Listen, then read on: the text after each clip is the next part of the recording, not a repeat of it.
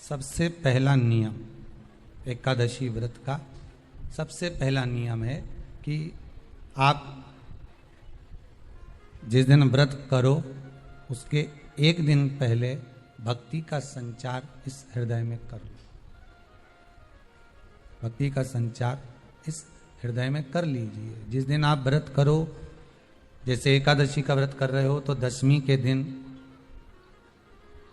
शाम का समय जब आवे, रात्रि जब होने लगे, शाम का समय आवे और रात्रि का आप जब भोजन ग्रहण करो तो उस भोजन में कोई ऐसा पदार्थ ग्रहण मत करिए जिस पदार्थ के कारण आपकी एकादशी बिगड़ जाए।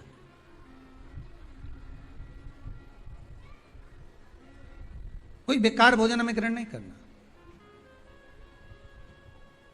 श्रेष्ठ भोजन ग्रहण करिए दशमी के। और एकादशी का दूसरा नियम बहुत ध्यान से सुनिएगा। जिस दिन आपकी एकादशी का व्रत हो उस दिन प्रयास करिएगा कि अपने हाथ से किसी भी वृक्ष की कोई पत्ती टूटे ना। अपने हाथ से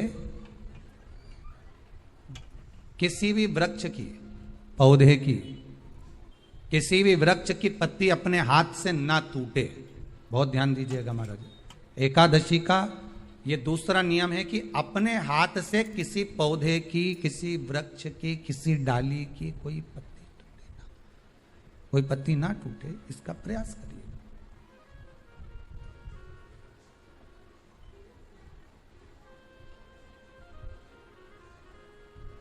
कितना सुंदर व्याख्यान कहा है, कितना सुंदर वर्णन है महाराज कि मात्र एकादशी का व्रत कर लेने पर, मात्र एकादशी का व्रत कर लेने पर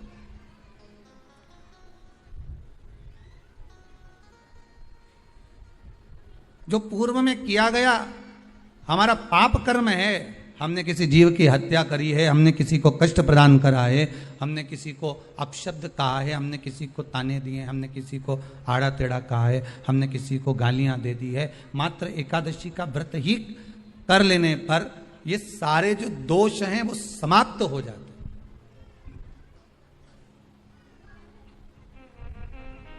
सारे दोष हमारे समाप्ति पर आ जाते हैं।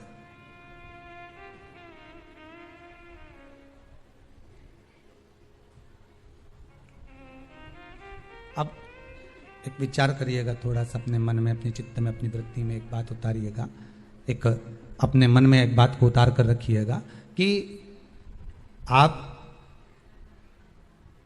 अपने पाप को, अपने पाप कर्म को जिस दिन छिन्न करने वाले हो, समाप्त करने वाले हो, अपने पाप को आप जिस दिन समाप्ति पर लेकर जा रहे हो तो उसके एक दिन पहले आपको प्रसन्नता होना चाहिए कि नहीं होना चाहिए कि कल मेरा पाप कटने वाला है, कल मेरा पाप समाप्त होने वाला है।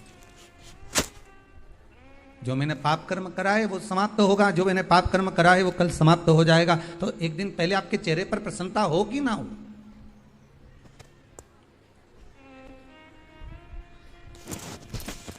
और चेहरे पर वो प्रसन्नता आपके आना चाहिए कि कल मेरा एकादशी का व्रत है, आज दशमी है, कल एकादशी का व्रत है, तो कल मेरी जब एकादशी का व्रत रहेगा तो मेरा ना जाने कितना कितना पाप, कितना असत्य, कितना झूठ, कितना प्रपंच वो समाप्त हो जाएगा। इसमें मुझे प्रसन्नता हो, इसमें मुझे आनंदता हो।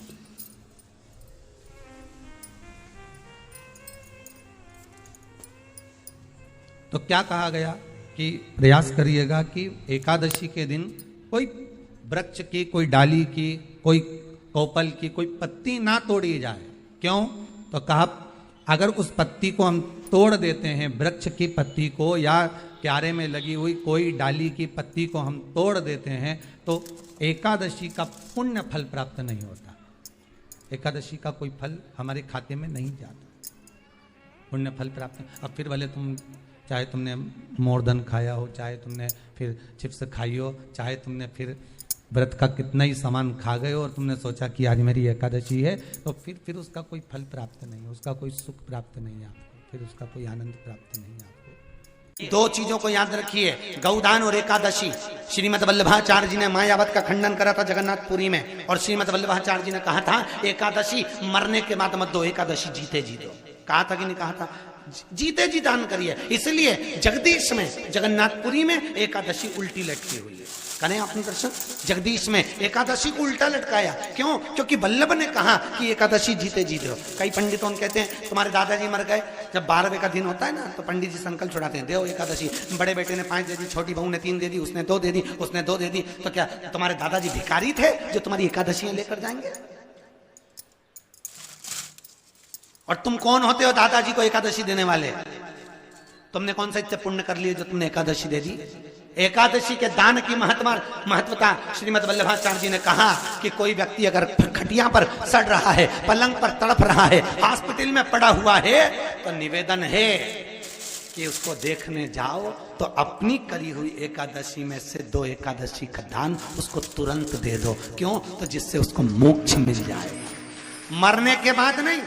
क्योंकि मरने के बाद तो वो 10वें के दिन, गरुड़ पुराण में लिखा है 10 दिन तक जीवात्मा घर की अटारी पे रहती है।